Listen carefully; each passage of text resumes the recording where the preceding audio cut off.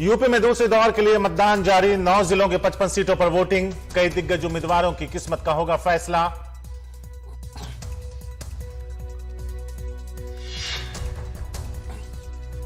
उत्तराखंड की सभी 70 सीटों पर डाले जा रहे हैं वोट।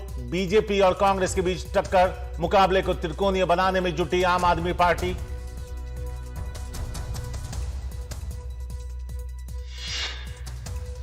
गोवा में भी सभी 40 सीटों के लिए वोटिंग जारी। बीजेपी के गढ़ में सेंध लगाने की कोशिश में कांग्रेस और आप। तो विधानसभा चुनाव में जहां यूपी में दूसरे दौर का मतदान है, वहीं गोवा उत्तराखंड में भी आज सभी सीटों के लिए वोटिंग हो रही है। यूपी में इस दौर में 9 जिलों की 55 विधानसभा सीटों पर वोट डाले जा रहे हैं। जिन जिलों में मतदान हो रहा है उनमें सहारनपुर, बिजनौर, अमरोहा, संभल, मुरादाबाद, रामपुर, बरेली, बदायूं और शाहजहांपुर हैं। कई दिग्गज भी मैदान में हैं, जिनमें राज्य सरकार में मंत्री गुलाबो देवी, बलदेव सिंह औलख, महेश चंद्र गुप्ता हैं, तो समाजवादी पार्टी के वरिष्ठ नेता आजम खान और उनके बेटे अब्दुल्ला आजम भी मैदान में हैं। इसके अलावा बीजेपी छोड़कर सपा में आए यूपी सरकार में मंत्री धर्म सिंह सैनी की किस्मत का फैसला भी आज होगा। यह सहारनपुर की नुकुड़ सीट से उम्मीदवार हैं। आज उत्तराखंड में सभी 70 सीटों पर चुनाव करवाया जा रहा है। नियम के मुताबिक वैसे तो कल प्रचार थम गया था, लेकिन इसके बावजूद मुख्यमंत्री पुष्कर सिंह धामी पूरे लाव लश्कर के साथ खटीमा में प्रचार करते नजर आए, जिसका वहां मौजूद आम आदमी पार्टी के कार्यकर्ताओं ने विरोध किया। विरोध के बाद मुख्यमंत्री धामी को वहां से वापस जाना पड़ा।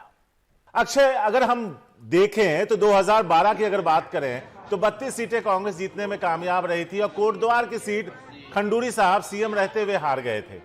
अगर वो सीट जीत गए होते तो इन्हें मौका मिलता बीजेपी को सबसे बड़ी पार्टी बनकर उभरने का।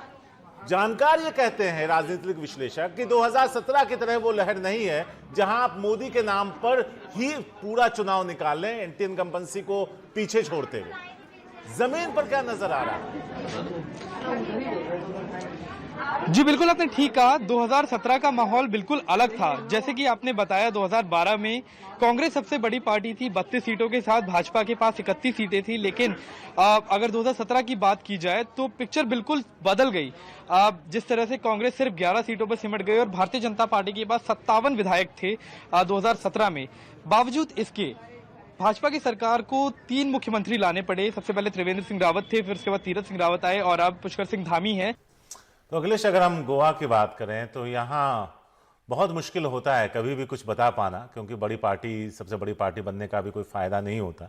तो ऐसे में गोवा की पर अगर नजर डालें आप, तो आप इसको किस तरह से एनालाइज करेंगे? देखिए, बीजेपी के लिए बड़ी चुनौती है क्योंकि एंटी इनकम्बेंसी का सामना उसे करना पड़ रहा है। दूसरी तरफ कांग्रेस की हालत काफी खस्ता है।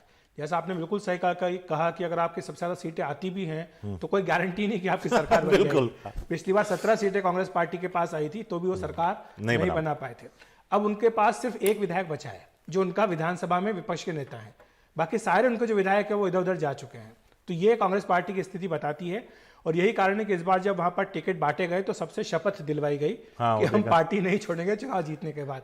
तो ये वहां पर कांग्रेस की स्थिति। बीजेपी क्या है, बीजेपी अंदर में ही विरोध का सामना कर रही है। पर्रिकर साहब के पार्टी पहली बार जो है मनोहर पर्रिकर की एब्सेंस में चुनाव लड़ रही है, इसलिए सारे जो बीजेपी के शीर्ष नेता है वहां पर चुनाव मैदान में नजर आए थे।